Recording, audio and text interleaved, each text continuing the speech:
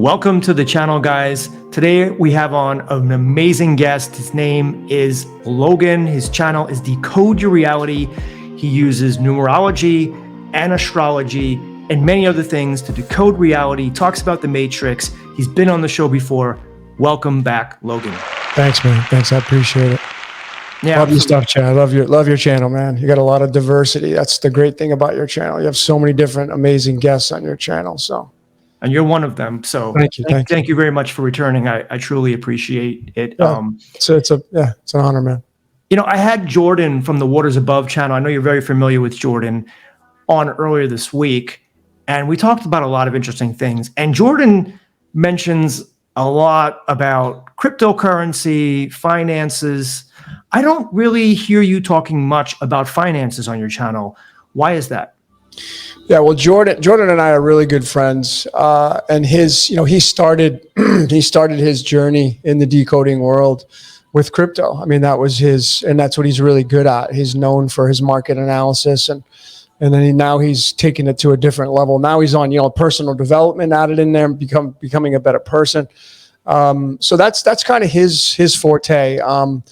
I do get involved in crypto. I kind of ride coattails, and I'm just in it just because it's there, and and I feel like that's the natural progression where mankind's moving towards. But I just don't really get into decoding the markets like that's Jordan's forte, So, okay.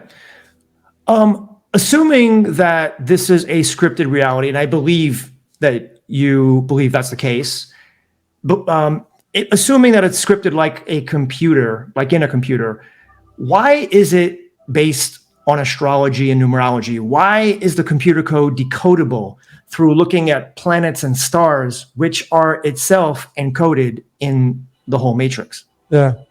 Well, if you just look at how we as human beings code software, you're using StreamYard right now. And people are using their operating systems with their phone or computer to watch this interview. And behind the scenes of StreamYard, behind the scenes of YouTube, Netflix, your operating system on Apple, Android, Mac, Windows, there's an operating system, and someone wrote that operating system with code containing letters, numbers, and symbols. And the final expression of the code is what we see through the products that we use, the screens that we look at. So if you just go one layer above that and you look at it from the lens of whatever created this reality, let's just use the word God because everybody knows that word. God, behind the finished product, when you look at a nice green, lush lawn, there's code behind that. The final product of the code is the lawn that you perceive with your eyes, and then there's a whole array of machinations behind that as to how you actually perceive that with the brain and the signals and the pathways and the synapses firing off in the brain. And I've decoded all this stuff, and it's all part of the matrix, if you want to call it that. So the code that writes computers, that writes operating systems, is the same kind of situation as to how this reality is coded. And this is why astrology, numerology, sine and cosine waves, mathematics, trigonometry, all these formulas, E equals MC squared, this is all letters, numbers, and symbols that actually make up the final product that we actually say, oh, that's a TV. Oh, that's a glass of water. Oh, that's cards. Oh, that's Chad, because behind you is a very complex organism. You're a very complex organism, and inside of you, you have all these letters, numbers, and symbols that make you up. That's why we have 4 blood types, right? Why do we 4? There's the number. How many blood types? 4. And then you get 8 blood types with the negative and the positive, right? So this is all where it just gets ridiculous, and that's why these systems, astrology, numerology, etc., they work when you decode from. Who encoded this matrix? Was it God? And is it all predetermined? Is there any choice that we have to live in it or not? My current level of understanding at where I'm at right now, Chad, says that we do live in a predestined reality. Is there any wiggle room? Do we have free will? Well, I think we have a little bit. I think we have, I don't like to really say that movies are the final answer, but they do give us clues. And there was a movie in 2011 called The Adjustment Bureau. And that movie in there, Terrence Stamp, the actor, was telling Matt Damon, he's like, you think you have free will? You know, and Matt Damon's like, I make choices all the time. You know, and he's like, you have the illusion of making choices. And so Matt Damon's went on to say basically that, you know, like, we create all the time, et cetera, et cetera. And Terrence Stamp says, you know, like the only reason why your planet is still here is because we intervene in it. Otherwise, it wouldn't be here. It would be destroyed. And you can see what's going on the world stage. It's chaos and order all the time.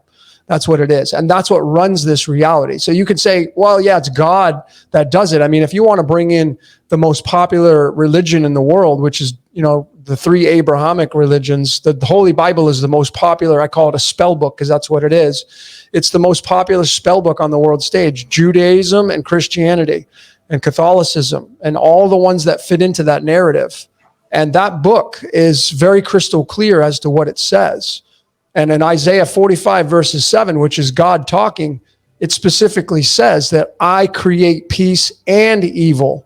People will use other words to translate it, like the Jehovah's Witness organization, which I was raised in. They're going to change it to calamity instead of evil. But it's the same thing. It's the same thing. And so now you're seeing the chaos, you're seeing the evil on the world stage being created over in the Middle East right now. Okay. And what's going to emerge from that is order, like it always does. And this is the scripted reality. I just broke down the whole, you know, I call it the war movie because that's what it is. It's a movie going on over there. I know real people die, but real people die on the television. When you watch a movie and you see someone get shot, did they die? And you would say, well, they're just acting it out. Yeah, but they died. You saw them die on the screen. What's the difference? Oh, that's just a movie. What do you think we're in? You're in a damn movie. This is a movie. Earth is a movie set. Truman Show, there's all these movies that send out these subtle, you know, hints that you're inside of a movie. And so when I went on this road of decoding and I started to break down people, places, and things, I started to realize there was patterns that were emerging, and the patterns were very crystal clear. And the patterns were that people don't have choices in the major parts of the reality. I've done so many bands: Pink Floyd, Led Zeppelin, Twisted Sister, the Beatles, Elvis, Prince, Michael Jackson. I showed clearly that these people all were destined to be singers and in a band, all of them. They didn't have a choice. They did not have a choice. So, you know, you can see predestination in theology. Judas was the one chosen to go against Jesus. Jesus says, one of you will defile me or defy me. Well, that Judas didn't have a choice, you know? So you can see the predestination in everything if you're just willing to pay attention to it. Yeah, I thought, I'm kind of a student of Tom Campbell. I really like his MBT theory. And Tom says that we all have free will and we make free will choices as free will awareness units. However, after listening to you and a number of other guests and thinking about it more, I'm coming around to believing that we do live in a predetermined world. And like you said, we may have some wiggle room for what we can do, maybe minute by minute or day by day. But ultimately, those free will choices that we make are not going to disrupt everything, because if you're chosen to be a martyr or a savior or like a Judas, you know, that's written into the stars. So, yep. You know, I get what you're saying. It's a kind of in one way it's unfortunate. In another way, I'm saying, why would the creator make it this way? Because it's almost like as if all of humanity is just a screenplay and it's just happening. And we can just focus on any part of the movie, but no matter what we do, we're not going to be able to change the end of the movie. That's right. You know, and that's a philosophical debate. I have a lot of questions to ask you, so we can go down that road, but let me get to my question here. You said that Jesus and Lucifer are essentially the same. It's like good cop and bad cop. And that notion flies in the face of what most people believe. Can you explain why you believe this is so? Well, I have a current decode I have coming out for my Patreons, the final breakdown that I'm going to be doing on the Jesus Lucifer character. And it's all based on numbers, of course, letters, numbers, and symbols. And a big part of it is the fact that Jesus, through a lot of people think Jesus is they call him Yeshua. Okay, but the challenging part about that is there was no miracles by Jesus performed in the Old Testament. There was no healing. There was no creating fish out of bread. There was no, Sermon on the Mount. There was nothing in the Old Testament that would even conclude that Jesus was in the Old Testament. Jesus came on, in my opinion, Jesus came on the scene in the New Testament, and that was a Roman Greek character created. And clearly the evidence suggests that Jesus is tied to the sun above our heads, which is why he walks on water, the light of the world, all these referencing points of Jesus talking about that. But then you have Lucifer coming in here, and there's only one scripture in the Old Testament, Isaiah 14 verses 12, that talks about, and it's not even Lucifer, it's Hallel. If you put vowels in there, in Hebrew, it's Hyll, and you can just kind of get the context, hell. It's kind of funny. But this is where you're going to get the contrast of Lucifer, the morning star, right? The bright and morning star. Jesus referenced that in Revelation 22 verses 16, that I am the bright morning star. And that's the big debate. Like, what is it? Is it the sun? Is it Sirius? Where's it coming from? Et cetera, et cetera. But I just go all the way back and correlate it to, it's all a big Ponzi scheme. So even if there is a separate entity of Lucifer and Jesus, and Jesus had a twin brother named Thomas, right? And it's very dismissed in a lot of the ancient text of people, like the Bible didn't even include the book of Thomas, but it's out there, right? And Jesus had a twin brother named Thomas. And, wouldn't you know that on the show Lucifer on Netflix, they casted Lucifer to play, his actor name was Thomas John Ellis. Right? Why would they cast a guy that has a name of Thomas? Why is Neo in the Matrix called Thomas A. Anderson? These are the questions that I postulate and then I decode off of. And it's pretty crystal clear that Neo is Alice. So Alice in Wonderland. And Alice is really from the Bible. The Bible is Alice in Wonderland, the whole story. And you get into all these other movies like the Honey, I Shrunk the Kids. Rick Moranis, and he shrinks down, and it's all God, making us small or making himself small and going down into the game. There's so many references to this. So the whole Jesus Lucifer thing is tied to the sun and earth, and there just may be a contract. Well, I think there is, and there's a contract between the sun and earth.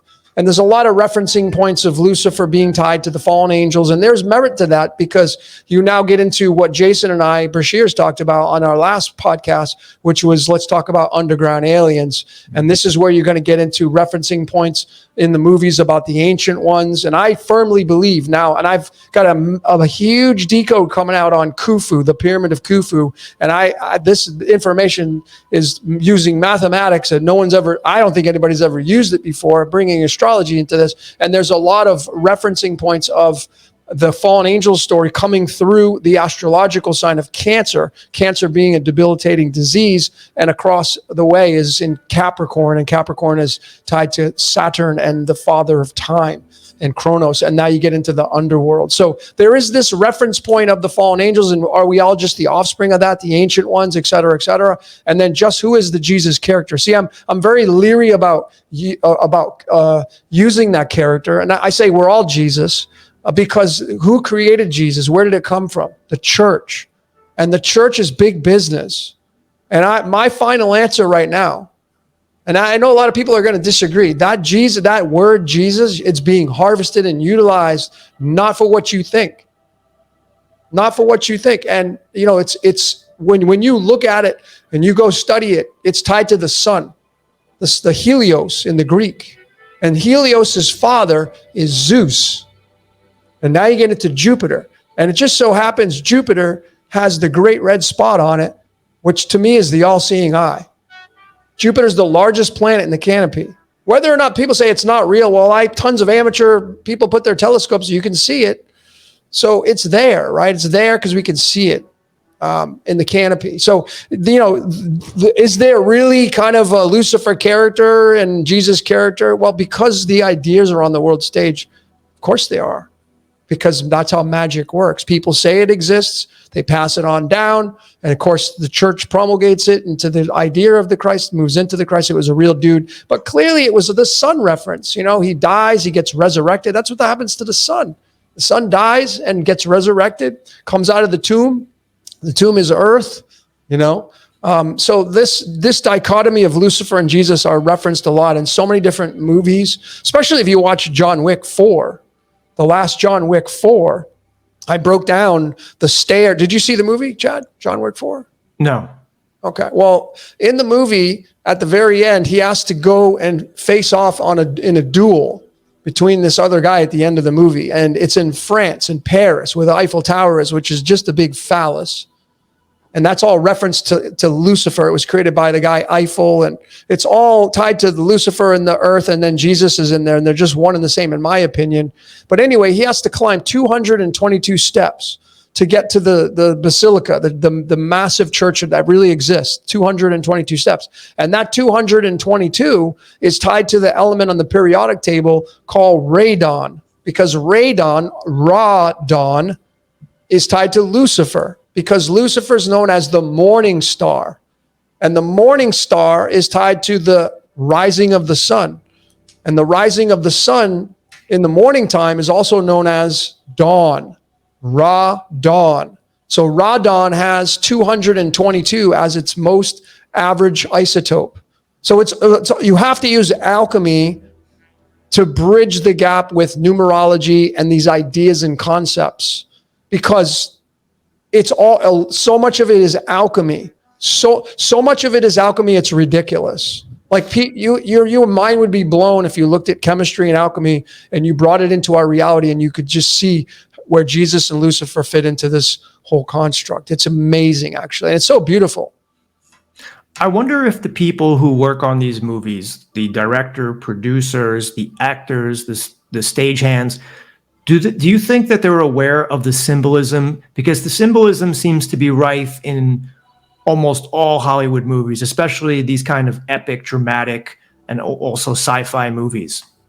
I would think that a lot of them know, or some of them know. They're consciously aware of the code. But, you know, as I often tell my audience, I'm not everything. Like once you get down the hole, you realize you know nothing, because you then have so many options in front of you to utilize. Right? That's why the ignorance is bliss is rather peaceful, because there's not a lot of choices and options compared to somebody who goes down the rabbit hole to figure it out. But so I think that a lot of these people that make these movies, of course, they're consciously aware. But when I start to I'm breaking down timestamps, Chad. I went through the matrix, and I'm stopping when these actors are saying exact words, and I'm decoding it. I'm like, there's no way that they could get it this way. It's not possible. It's just too detailed. So yes, you can become aware of the code. You can get in tune with the code, but to get it exactly the way these things come out, no way. That's my final answer. And I got support. I'm not going to say proof. I don't like using that word, but I would take that information. I would go up against anybody's research to prove my case, to support my case. When I had Jordan on, he said that he spends up to 12, 13 hours a day decoding. I know you may not do that every day, but how many hours do you usually put into decoding? It's an addiction. A lot. Yeah, a lot. If I'm not, I have to force myself to go to the beach. I got the beach 2 blocks away, and I literally would rather sit and decode. That gives me the most pleasure than go to the beach. And I love going to the beach. I love the sun. So I have my routine, but I would say my average day is, I start decoding around 4. If I don't have a reading, I don't get finished until 3, 4 in the morning. So it's 12 hours probably. It's a long time. Oh, okay. So you're more of a night owl like myself. Yeah, man. I like the night. I was born at 1:03 a.m. So for me, it kind of fits the narrative. There's a lot of advantages to working at night, because, here I live in a small town. Everything shuts down around 10:30. It's quiet. The internet's faster. The air's clearer. You got the moon. So if you don't mind me asking, what town do you live in? I live in Puerto Morelos, which is just 15 minutes north of Playa del Carmen and 15 minutes south of Cancun. Okay. It seems like a lot of guys have moved to Mexico. And how long have you been there? Let's see, 2.5 years. Okay. Okay. So you enjoy it more than the States? It has its ups and downs. You know, it's got its perks. I go back to the US, and being here in Mexico for so long, I see the contrast of trying to keep up with the Joneses and the busy life and the flash and the glitz and the glamour. Here, it's not like that. I live in a very small, I say monk town, right? There's no distractions here. It's a family fishing town, you know, but I love it. You know, everything's here. I ride my bike everywhere, the grocery store, the gym, everything's within biking distance. So I live a very simple, minimalistic life. And that's allowed me to really do 12 hours, 10 hours of decoding a day because I don't have any distractions. Yeah, I know people are very interested in the questions that I have for you, but also I think they want to know a little bit about your personal life. So that's a good background. Is your Spanish coming along well? It's okay. It's okay. Poquito, as I say, it's not bad. I probably should get a little bit more fluent in it, but I just rely on my translator on my phone if I need to. But a lot of people here speak English because it's a very, it's not this ain't a tourist spot, but you know, there are people that come here. A lot of Canadians are here. They come here for the winter time. It's going to be high season here soon, you know, so it's going to get a little busier. Well, your shirt says pretending to be human. Yeah. What do you mean by that? Well, it's just like I feel like we're all incarnations of the God, and God tries to be human, pretends to be human, but it's not. So it's spirit pretending to be human. All right.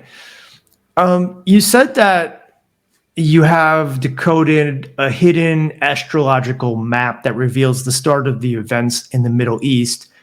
And this suggests a deeper narrative behind the current situation that's going on there. Can you tell us a little bit about what the deeper narrative is? I know you recently made a video decoding, but maybe just give the viewers like a very brief overview or summary of it. Well, you got to think about where are the three major Abrahamic religions. They all reside in that tiny little city. Mm-hmm. You know, Islam, Christianity, and Judaism. And there's been so many sieges and fighting, and you get the Iron Dome there. Why is it iron? Why do they call it the Iron Dome? To protect? Because iron on the periodic table is tied to our blood. And iron is 26 for its protons, and the Yod-Heh-Vah-Heh, which is the God of Israel, is 26 in numerology, in its Gematria. Okay? So you get the Iron Dome. And so clearly war is allowed. So you have this God of the Bible just allowing war to happen and people getting killed, innocent people getting killed. So that to me is just, you know, it's like we're in a movie. I know it's horrific. It's horrible, but that's just how it is. And clearly the astrological map showed, you know, Mars during the first attack on October 7th at 6:30 a.m. when they first launched their attack, Mars was right at the rising sign position, right there, right across the way from Rahu, which is the dragon's head, which is the ultimate desire. And you had in that space on the other side pushing out, you had Zeus there. You know, Zeus being in the sign of Aries right now. Aries is the god of war because it's tied to Mars. And then you look at Israel, and it's you break it up. Is, Ra, and El. And what's in the very middle? Ra. The Egyptian sun god Ra. Well, what is Ra? You could say it's the sun. There's reference points in the Bible, like in Psalms 84 verses 11, God says, I am the sun and the shield. So there's reference to the Logos, maybe the Yod-Heh-Vah-Heh being the sun and the moon. The sun and the moon, you know, they're bride and groom. That's how I have them pegged. So the astrological map clearly showed the war being started over there. And, you know, I took because I was led that way, it led me to the Society of Jesus, which I know a lot of people are just so angry about. A lot of blaming going on with this organization. But again, I go back to my foundation. Mankind's being used. So when you incarnate and you become a part of this Society of Jesus, you were supposed to, right? All those people, the generals, they all have their incarnation. They all have their jobs to do. You may not like their jobs, but that's what their jobs are. And so when I pulled the astrological map for the founding date of the Society of Jesus, which was September 27th, 1540, and that was a leap year, the exact position of Jupiter in Aries is the exact position of where it was on the launch of October 6th. Okay. And when you look at the Society of Jesus and you look at their astrological map, they have Saturn and they have Kronos, and they have Mars, in Aries with Jupiter. They have Jupiter and Saturn literally right on top of one another in the sign of Aries. Aries is ruled by Mars, so they have war. And what is Saturn? Military, government. And what is Jupiter? Religion. So the Society of Jesus, their whole organization, they are the defenders of the church. That's what the astrological map clearly says. And you have Jupiter now in Aries right now, where Jupiter was with the founding date of the Society of Jesus. So this is their positions. Like, I could care less. I don't care. Like, if I was over there, I'd be different story. But because people get angry at me when I tell them it's just a movie, I'm like, what about all those poor people? I'm not there, man. What am I going to do?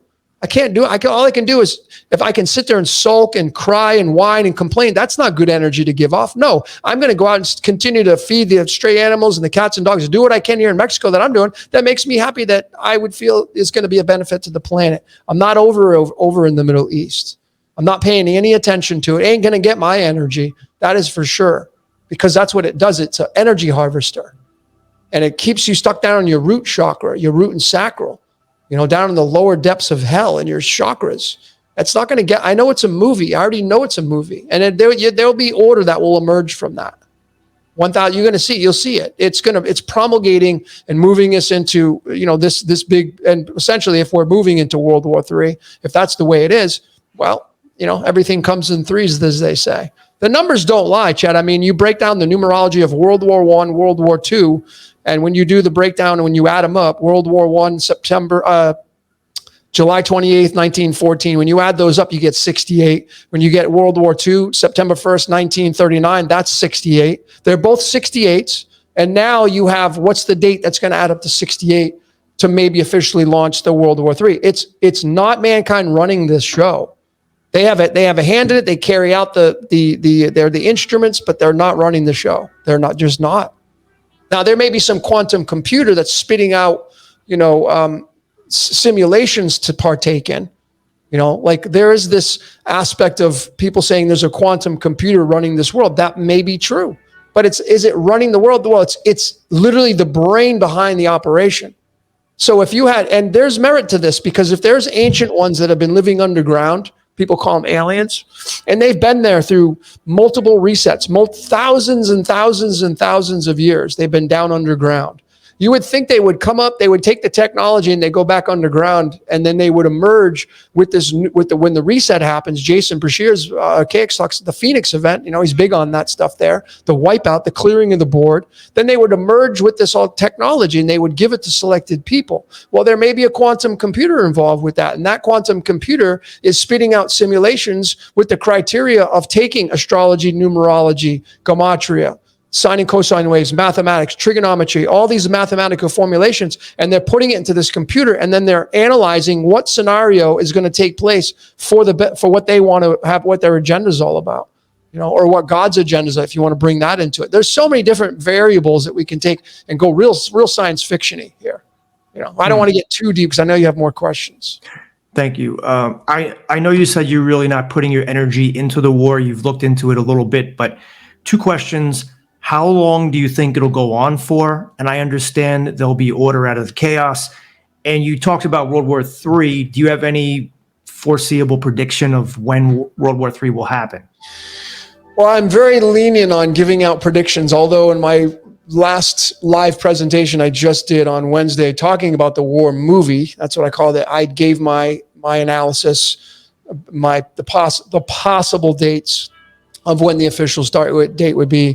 And I have it October 15th, November 14th, or December 13th, those 3 days, if it does indeed, get officially launched in 2023. If it doesn't, then those would wash out. But I'm looking for a 68 date because, see, in 2008, there was a band called Slipknot. I don't know if you're into that kind of stuff, but I've heard of them. Okay, well, it came out with an album in 2008, and the title was called All Hope Is Gone. 2008 is a leap year, by the way. All Hope Is Gone. And they have a song on that album. It's called Gematria. And in parentheses, it says the killing name. And what do you think that ends up being in numerology? 68. That matches the numerology life path of World War I, World War II. And then I would say that this World War III, if that's what we are moving towards, will probably be a direct match to that 68. Did you say October 15th? Yeah, October 15th, which is just a couple days away, November 14th and December 13th. Those would be the days that add up to 68 using the same formula as we did with World War I and World War II. But if those don't work, then it would just pan over into 2024. I don't know. And again, I don't really care. Like, I care about innocent people getting killed, but there's nothing I can do about it because I don't live over there.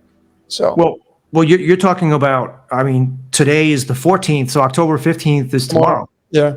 So tomorrow, if it doesn't happen, World War III could essentially start tomorrow. Is that what you're saying? Well, officially, right? I think it's already started, right? But I think that when nations get involved and they finally say, hey, we're going to war, well, then, I mean, who picks the day as to when, like September 1st? Why was that day picked? So when you say World War III, is it going to look like World War I and II, where a lot of nations are involved, or it may just I would think so, because, I'll tell you, the reason why the U.S., here's a big humdinger for your audience, okay? The reason why one of the reasons, I'm not saying the only reason, one of the reasons why the United States backs Israel, because they're just one and the same. Now, the address, I think I mentioned this on your last show, the address of the White House. Do you know what the address is? No. In Washington, D.C.? It's on Pennsylvania Avenue, right? Okay. The number is 1600. 1600 Pennsylvania Avenue is the White House address.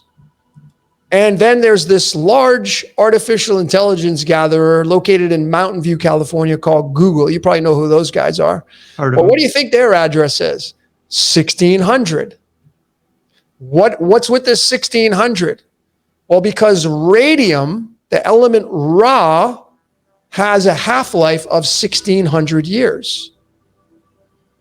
Element 88, time travel back to the future, 88 miles an hour. Radium, Ra, is Ra-L. That's why that's one of the reasons why the U.S. backs up Israel, because it's all a big Ponzi scheme. That's why they inaugurate the president with the hand on the Bible. They don't do it any other way. The church and the government and the state, they're all one and the same. It's just a big Ponzi scheme. That's all it is. And you can't get mad at it. That's just the way this whole script was written. And all the religions are all tied together. That's why I laugh when I see them fighting, because what are you fighting for? You all work for the same boss. That's some incredible information that you just dropped on us. I know my mind's blown. How do they?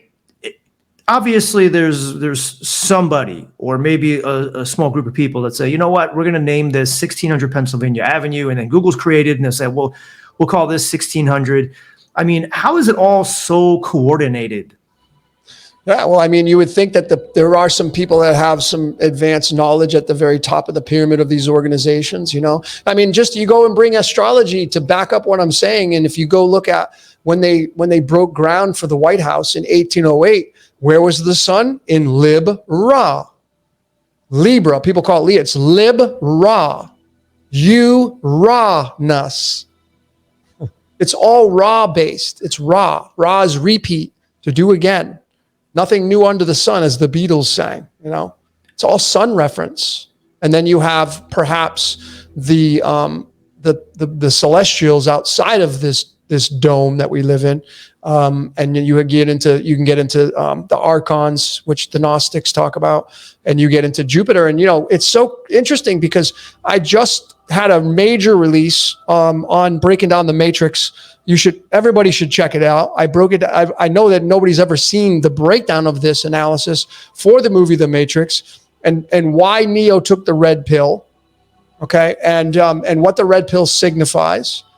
And the numbers that correlate to that will just absolutely blow your mind. It's all alchemy, right? Because you get this element called neodymium. Neo. It was Neo, right? It's in the whole breakdown of the code, and how the Wachowskis, they released the Matrix on March 24th, 1999. 24 is tied straight to Jesus. Jesus in Greek, in numerology, equals 24. Okay, in Latin, Jesus equals 24. Okay, so, and what is 24? Is tied to Thomas. Both Jesus and Thomas in Greek, their original language, they both equal 24. And that's his twin brother. And that's why Thomas Anderson is Neo in the Matrix. And he's a software writer.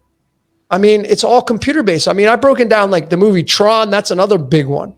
Another big bomb that we did 1982. They redid it in 2010. And that was there's a huge scene in there where Jeff Bridges, have you seen the movie Tron Legacy? Bits and pieces of it, but dude, I played the video game all the time. Yeah, man, the whole story of that was Kevin Flynn, he's a software engineer. He goes into his own game and then he gets stuck there. Yep. And is that the soul trap part of it here? So his son goes and tries to save him. And there's a scene where he's confronting his son and he's telling his son the only way to win is not to play. So Jeff Bridges says that Jeff Bridges is the creator of the game. He's like, I came down into the digital world and I wanted to create a perfect world. So I created a mirror image of me. And that mirror image of me went amok. It ran amok and it started to go on its own and went rogue. And it started to, and now we're enemies. But I'm stuck here. I can't leave. So that's kind of the reference to the soul trap aspect, right? That you're in the demiurge is running this reality and you can't leave, right? But he says, don't play the game. The way to win is not to play. So I broke that down. I broke down the timestamps of when he actually said that in the movie, and it will blow your mind of how the numbers that correlate to that. There's just no way these people are getting these outcomes. There's no way. I mean, what goes into editing my little videos and yours, like I don't sit there and try to get my voice to exactly get at a certain position. Yet there are people that come to me and say, Logan, do you know you said this exactly right here and this correlates to that? And I was like, wow, mind blown. Who did that? I'm not doing it. So the voice in my head, which I had said, that the voice in your head, it owns you. Whatever that is, it owns you. I mean, I can sit down with a deck of cards and I can have a conversation with these. And I don't say anything out loud. So some people that are, in the theology, oh, well, you go into the silence because the devil, if you talk out loud, the devil can hear you. I don't say a damn word. I go into the silence, I ask questions, and I pull these out, and I get my answers. And they're crystal clear. Who's doing that? Who's giving me the answers? My life, no matter which way you slice or dice it, continues to be scripted. And I have detached myself from the mainstream. I have released myself from the bondage and burden of fear. I don't fear death anymore. I don't care. Because in my opinion, death is just a doorway to another dimension. You're just going to go to you're just going to transmute and go into something else. Okay. And do we ever get out of this game? That's the big question. A lot of people, and so I have Prison Planet 1, 2, and 3, I broke it all down. And then now I have Spit You Out, this series called Spit You Out. And there's one scripture in Revelation, only one, that talks about it's Revelation 3 verses 16. God says, because you are not hot or cold, because you are not yin or yang, because you are lukewarm, I will spit you out of my mouth. That's the only scripture. And that to me, you want to be lukewarm. What is lukewarm? You realize that the yin yang, the good and evil are one and the same. They're run by the same boss. So why would I even want to play that? Yes, I'm going to still be loving in service to other people. And that's what I continually do. And I've been doing it my whole life. But I'm not going to play. I'm not going to go tune into your stupid show. They need you to tune in to keep it going. When how to use football, for example, the Super Bowl, how much does a 30-second commercial cost? How much does that space cost somebody? Millions of dollars, because they have millions of eyeballs on there and they're going to get a lot of sales from that and they're going to get a lot of traction. What do you think's going on with the war? The war's the same thing, right? The news is it's a marketing machine. It's no different than the Super Bowl. So they have commercials on there and they make money, and the war is big business, man. But they're not going to get when I look at it now, I just, like when I decoded it, I told, it's a movie, right? Just like you can go turn on Zero Dark 30 or Platoon, it's no different. It ain't no different. I got a whole bunch of questions, and I feel really bad because I don't know if we're going to get to all of them, but I'll try to slow down my response. I'll try to tailor down my. Do you do personal decoding if people contact you? Yeah, I do personal readings. You do personal readings, okay. And how would someone get a personal reading from you? Well, I'm backed up like 2 months now, but you just email me, decodeyourreality@gmail.com, or you can go to cosmicsugar.org and you can just click on the personal readings page. Okay. I spoke with Jordan and he said in a couple of months he's coming out with a new course to teach beginners how to decode reality. And he said it would take about 2 weeks for them to become intermediate advanced. I was wondering, do you have a course like that? I don't. No, I don't have that. I actually have a course coming out on how to decode yourself. Not how to decode, but how to decode yourself, which will be where you can take your even if you don't even know anything about astrology, if you just follow the set instructions on how to do it, you can decode not just yourself, but your kids. That's really the big thing, is decoding your children. Like if you're a parent, like, your kid, I say this to a lot of people, your kid could grow up and save the world one day. Kids do. They win Nobel Prizes. It's like, what about your kid? So it's like you may have incarnated and your sole purpose was to pump out that kid so they can go save the world one day, save millions of lives or whatever, right? So the advantage of studying your children through astrology and numerology is that when you see how the operation works for them, and then you say, hey, what do you want to be when you grow up? And the kid says, well, I want to be this. And you can see it in their charts. You would then obviously gently nudge them towards that area of life or support them because this is a winner. Winner, winner, chicken dinner, right? But a lot of parents don't do that. What do? Oh, you're going to go to med school because I was a doctor. And then the kid doesn't want to go. He's not born to be a doctor. And then they resent the parent, And so there's this contrast that goes on. So, but I do have the course coming out on how to decode yourself. I already have the free one on my YouTube. This one's going to be the most in-depth that I can get. Yeah, if I had a child, I would definitely let my child fulfill its destiny in whatever way he or she wants. I would let them be as creative as possible, explore everything, and be non-judgmental as possible. Of course, I would try to intervene only if they were going down a very bad route. But anyway, that said, I probably am not going to have children, so I'm not worried about it right now. How long have you been decoding, and who taught you how to decode, or did you teach yourself, and how did you teach yourself? I got started around 2012, 2013. My very first video I watched of decoding was of a guy named Marty Leeds, and he still does his research through. He uses a very specific methodology using a numerology cipher called septenary, which uses the 1 through 7. Okay, so he uses that one, and I started out with that, and then I got involved, kind of just part of my destiny. It was just part, and you could see it in my charts. You could see my Rahu K2 axis is Gemini, Sagittarius. Sagittarius is where my Rahu is. Rahu's ultimate desire, and the Sagittarius energy is the Hermit card, which is study and becoming, someone who shines their light and gives to people. So I'm living out my life. I'm fulfilling that obligation, but it's all mainly self-taught, but I don't take any credit. Whatever's using me, you can call it God, whatever. I talk to it all the time. That's the voice in my head. That's what's continually downloading information to me. And once you start to really click with the information, it becomes obviously so much easier because I have so much memorization of these numbers and patterns. So it just becomes it becomes faster and faster. If someone wants to learn to decode, how long do you think it would take someone if they're doing it a couple hours a day? Is it a few weeks, few months? Yeah, I mean, you can get a good grasp of decoding in a few weeks. But my recommendation to anybody that wants to, because there's the basic fundamentals. You go to these websites and they usually have 4 different numerology ciphers, and that's, to me, is the worst way to start, because when you punch in a word, you're going to get probably 4 different outcomes.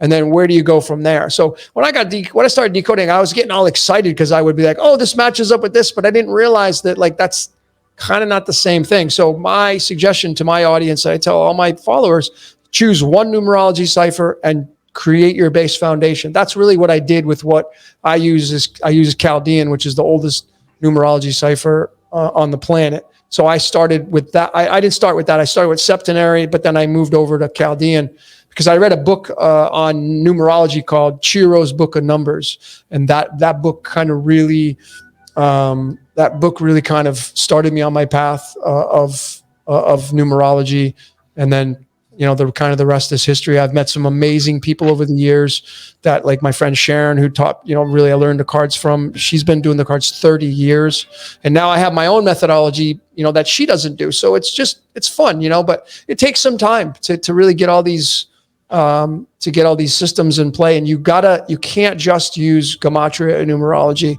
to figure out the premise of how this reality works. It's just not going to be it's just going to be too watered down. Okay. That brings me to two questions. One is, when you decode something, what percentage of the time do you actually find something? Because I'm sure it looks like you sit there, you look at the numbers, and I'm sure it's not 100% of the time you're finding everything syncing up. So what percentage of the time would you say that things do sync up and you're saying, wow, this actually decodes? And my other question is, have you ever thought about using AI to decode? I have used the Chat GPT here and there, but I've found some inconsistencies with it, so I don't really use it that much. We're using AI with the astrology. Like you just pump in the parameters of astrology, and it pumps out a narrative on the screen, right? So we're using that. And I guess I'm a decoder, but I guess I'm more of a computer scientist than anything. That's probably what my real thing is computer science, because I'm taking the language of computers and meshing it with the vocabulary and the language of the stars and synchronizing all those kinds of things. So at this point now, Chad, literally when I'm finding something, it's literally right away. It'll tell me whether or not it's a rabbit worth chasing. And really now I'm so dialed into it that almost every topic that downloads in my brain is a humdinger.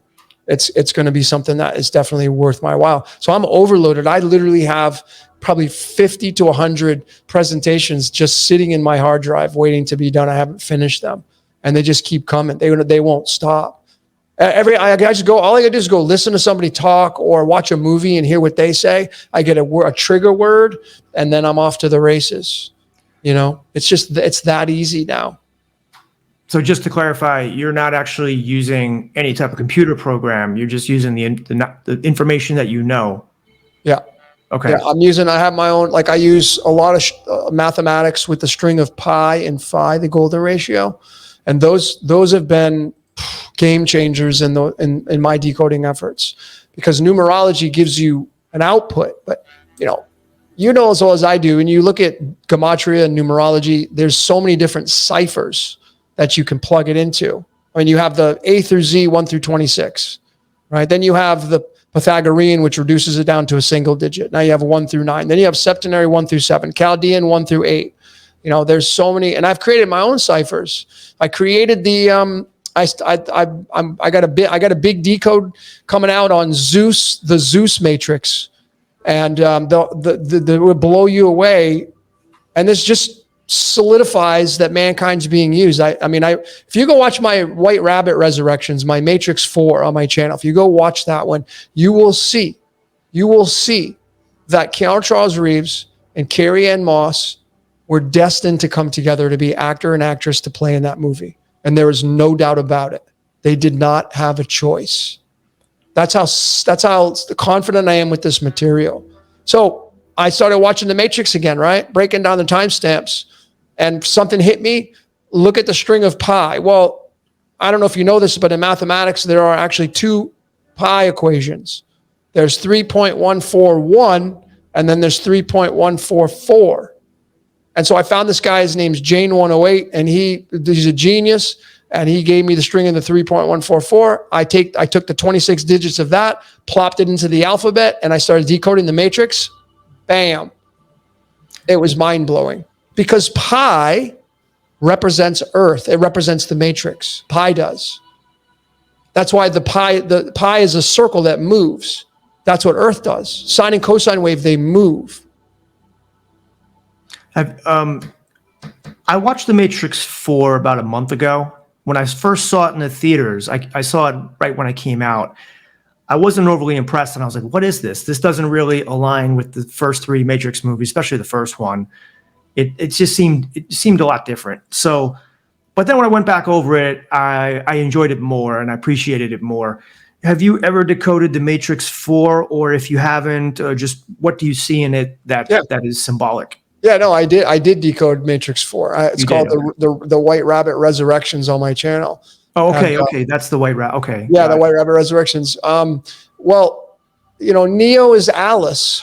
It's just so interesting because the word Alice, if you take that in the numerology cipher and you compare that to the word Bible, you're going to see that I think there's 12 or 15 different ciphers that exactly match the word Alice in Bible. It's a game changer. So what is Alice? Alice follows the white rabbit. What is the rabbit? Time. It's the moon. The rabbit is the moon. The sun would represent Alice. So the sun chases the moon. And then the next point is Earth. So I have a decode called 42. Life, the universe, everything, right?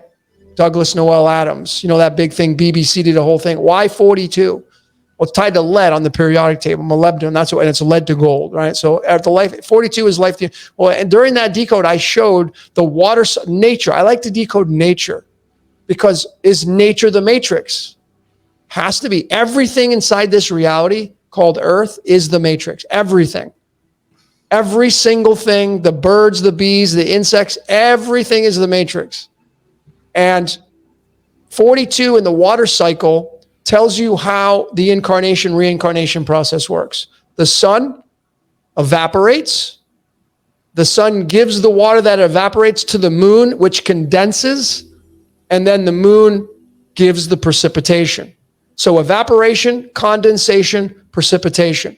That is the incarnation, reincarnation, the samsara wheel in the Vedic text, in Hinduism, of being on that wheel. And it's never ending. The water cycle is never ending.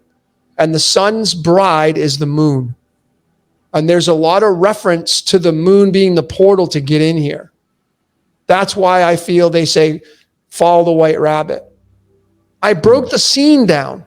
Of when, and the first one, when they come to room number 101 and they knock on the door and they want to get whatever the guy wants to get his whatever, pirated copy of whatever. And then they're like, hey, why don't you come with us? And he says, no. And then remember, the girl's got the rabbit tattoo on her shoulder and he sees that. Mm-hmm. And so I decoded that actress. She's Greek. Let me tell you, man, like, how do you cast somebody and then have all these freaking synchronicities? If you go, it's actually not, it's in my red pill. It's on my Patreon, but it's hard to really put it into context without showing you the slides. But just taking an actress they casted to put the white rabbit on her shoulder that only had a few speaking lines and break down her birthday. Here's the big one. Her birthday. Can't remember, her name is Ada something or something. Her birthday.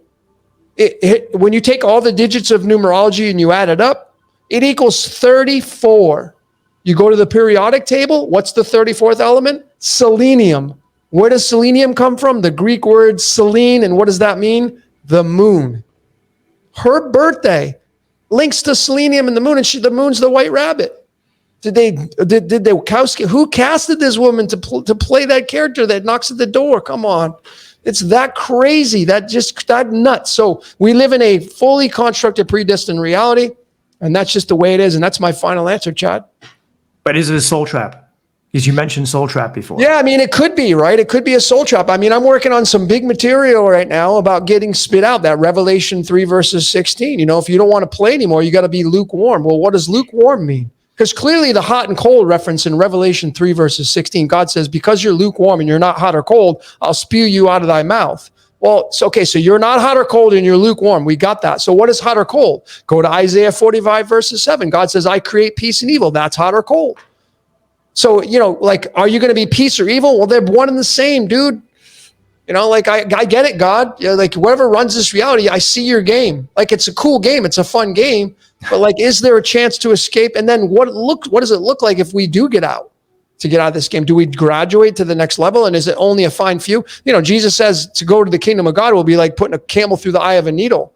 It's impossible, right? Most people, because you know why? People love this reality. They love the game. They love playing it. They love humping. They like making babies. Think about it. Why is orgasms the greatest feeling in the world? Because it entices you to pump out another kid, because the game needs players. Every time a kid gets pumped out, a spirit goes inside that kid. Now you got an avatar to play with. I mean, I can decode the Bible left and right and tell you, like, you're not going to hear this from the pastor. Genesis 6 verses 3 specifically has the Yod Vahe saying, my spirit shall not reside in man forever. It doesn't say your spirit, it says my spirit, and he shall only be 120 years.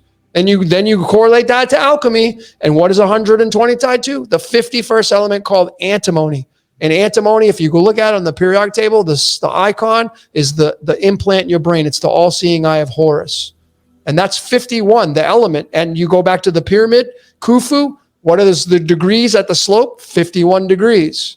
I'm telling you, this all goes back to Egypt, man. And my final answer here with that is, if those pyramids, they never will, but if those pyramids were to be removed, I feel like our reality would completely change. It would be dismantled. Yeah, that was one of my questions, but that you kind of answered it right there. Some people feel that everything is revealed to you when you die. I believe that's what Darius said, but I don't believe that. I don't believe that we'll ever know. And I don't think the Creator wants us to know. Yeah.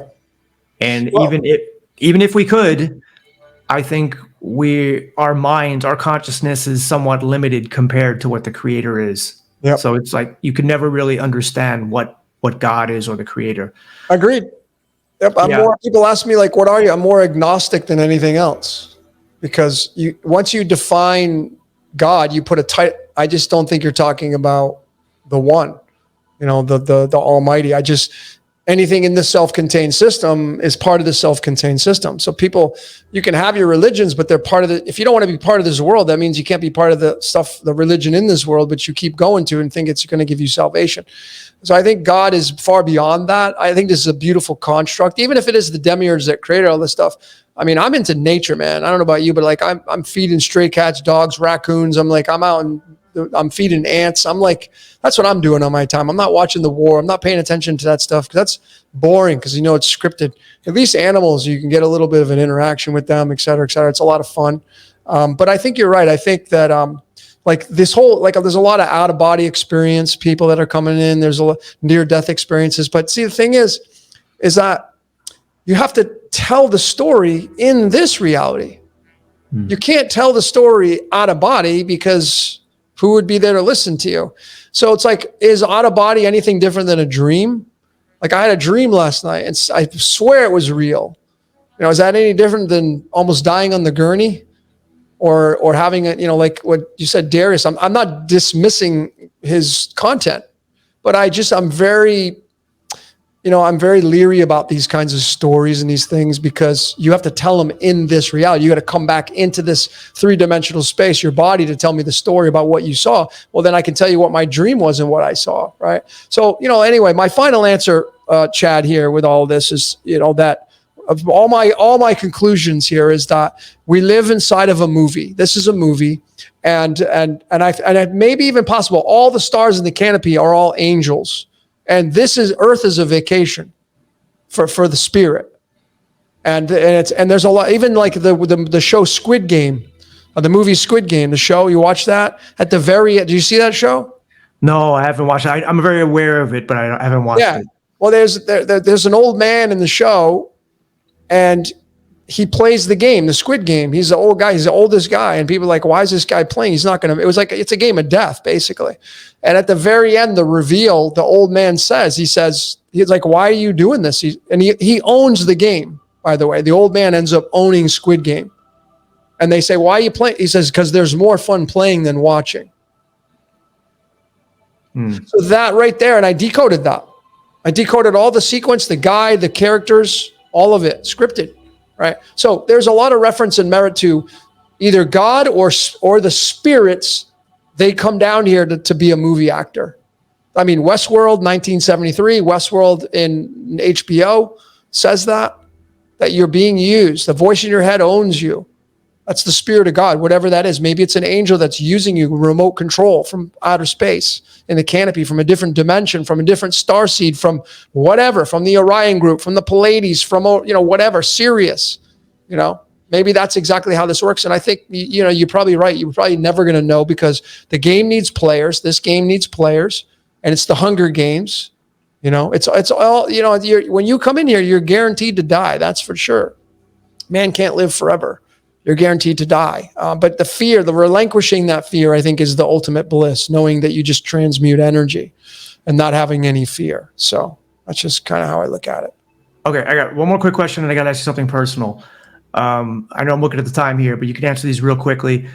My friend Ken, who does a podcast with me sometimes, he wanted me to ask you, do you think that there are plants in the spiritual community, meaning people who are not genuine and are planted here by the elite in order to discredit or confuse people? Yeah, I think that there are clones. I think there are self-made clones.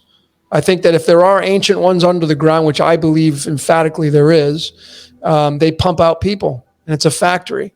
So if they want to pump out somebody to be a star of the show, to be a superstar, they can probably do that. They can make a great singer.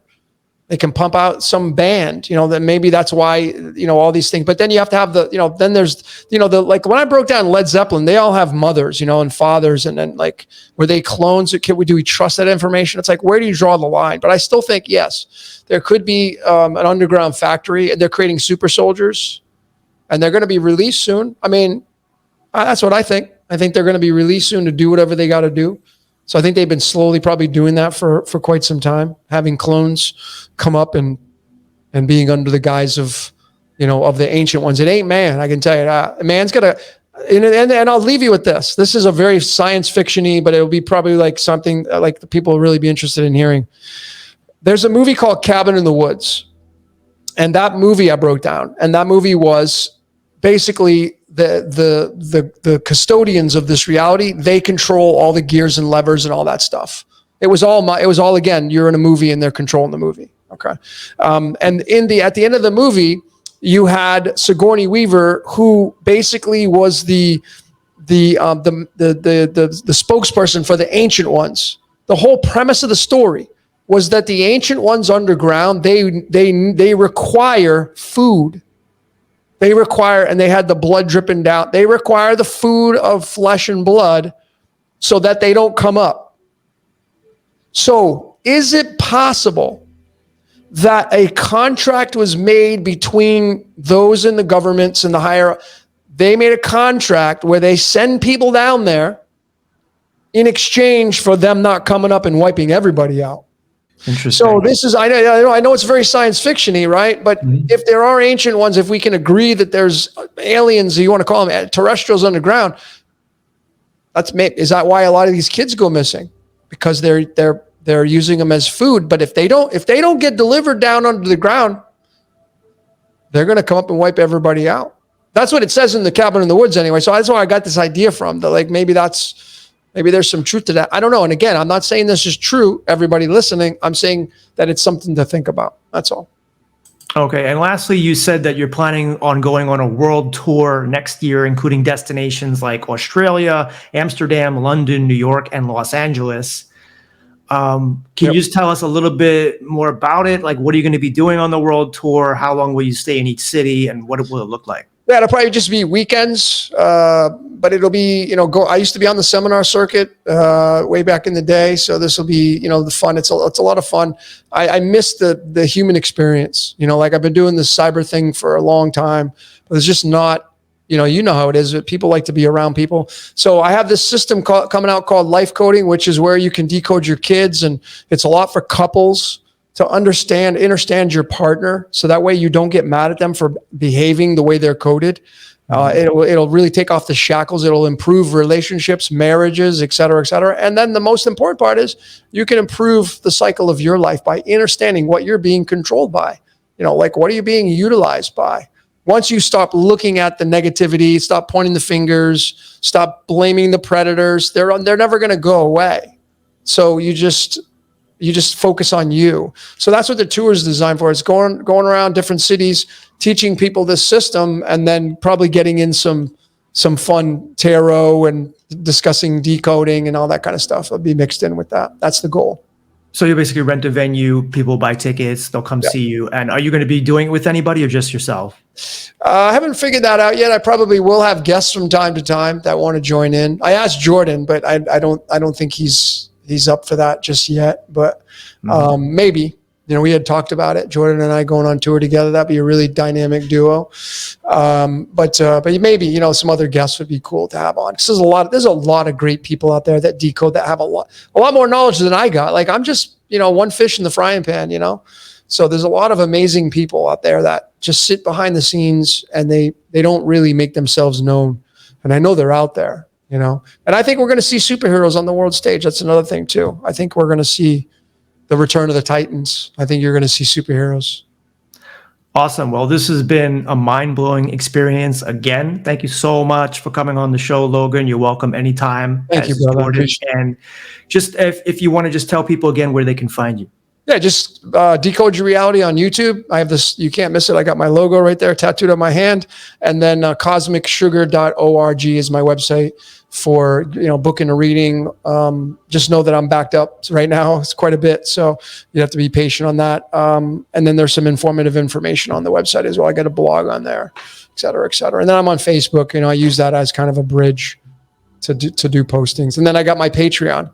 If you just type in Decode Your Reality Patreon, I have a lot of videos that I do not put on public. Some how-to, they're going to be teaching some stuff. This is for my members. So beautiful. Thank you very much, Logan. Much appreciated. Yeah, you're very welcome. Much love to you and your community chat. Thanks for all you do for humanity. You're doing your code, right? I would love to be able to break you down a little bit more. Maybe we could do that one time where we could pull your astrological map up and talk about everything that you're all about. And I could show you the confirmations of why you're doing what you're doing. Sure. Okay. All right. Well, thanks, guys. Thanks for joining us all the way to the end. We always appreciate that. Namaste. Much love, everybody. Thank you.